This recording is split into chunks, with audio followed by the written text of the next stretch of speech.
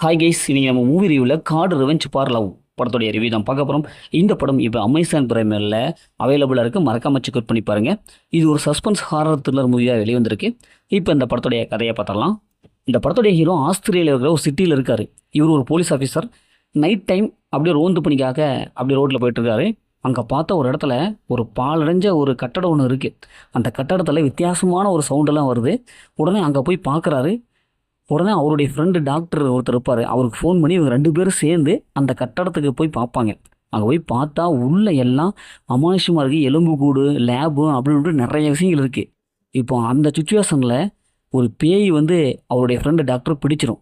இப்போ இறுதியில் அந்த பேய் அவங்க ஃப்ரெண்டு டாக்டர் விட்டுதா இல்லையா, அந்த பேயோடைய ஃப்ளாஷ்பேக் என்ன, அது என்ன சொல்ல வருது, இறுதியில் என்ன ஆச்சு அப்படிங்கிறது தான் இந்த படத்துடைய கதை. இந்த படத்துடைய பாசிட்டிவ்னு பார்த்தாவே ஸ்டோரி ஓரளவுக்கு வித்தியாசமாக இருக்குது. இருந்தாலும் வழக்கமான ஸ்டோரி தான். ஆனால் இவங்க அந்த போகிறது, இந்த பேயை பார்க்குறது, அந்த சீன்ஸ்லாம் கொஞ்சம் வித்தியாசமாக இருக்குது. பயமுறுத்துறாங்க. பிஜிஎம் மியூசிக்லாம் செம்மையாக எடுத்திருக்காங்க. நம்ம பயமுறுத்தி வச்சுருக்காங்க. ஃபஸ்ட் ஆஃப் ஸ்க்ரீன் ப்ளே ஓரளவுக்கு நல்லா இருக்குது. ஆனால் செகண்ட் ஆஃப் ட்விஸ்ட் அண்ட் டர்னிங்கில் கொடுத்துருக்காங்க. குறிப்பாக அந்த பேயோடைய ஃப்ளாஷ்பேக் சொல்லும். அந்த ஃப்ளாஷ்பேக் கேட்கும்போது அது ஒரு தரமான ஒரு ஃப்ளாஷ்பேக்காக இருக்குது. மற்றபடி படத்தோட சினிமோட்டோகிராஃபிக் சூப்பராக கொடுத்துருக்காங்க. அந்த பிஜிஎம் விஎஃப்எக்ஸ் ஒர்க்லாம் நல்லாவே வந்திருக்கு. படத்தை நினச்சி எல்லாமே சூப்பராக பர்ஃபார்ம் பண்ணியிருக்காங்க. குறிப்பாக நம்ம ஹீரோவை ஃபாலோ பண்ணால் இந்த படத்தை பார்த்து முடிச்சிடலாம்.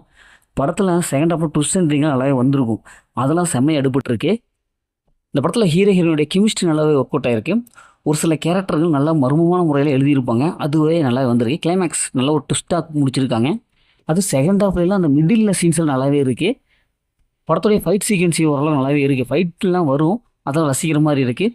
இப்போ இந்த படத்தோட மைனஸ்ன்னு பார்த்தா ஃபஸ்ட் ஹாஃப் தாங்க. ஃபஸ்ட் ஹாஃப் ஒரு 1/4 மணி நேரம் படம் ஸ்பீட் எடுக்க டைம் எடுத்துக்கிது. நார்மல் படம் மாதிரி தான் போகும். அதுக்கப்புறம் நல்லாவே வந்துடும். இந்த படத்தை ஃபேமிலியோட பார்க்கலாம். நான் படத்தில் அந்த மாதிரி சென்ஸ் எதுவும் இல்லை. மொத்தம் இந்த படம் எப்படி சூப்பராக சொன்னாங்கன்னா இந்த படம் ஒரு ஒத்தான மூவி தான். ஓகே, இதே மாதிரி அடுத்த ஒரு புதிய மூவியில் சந்திப்போம்.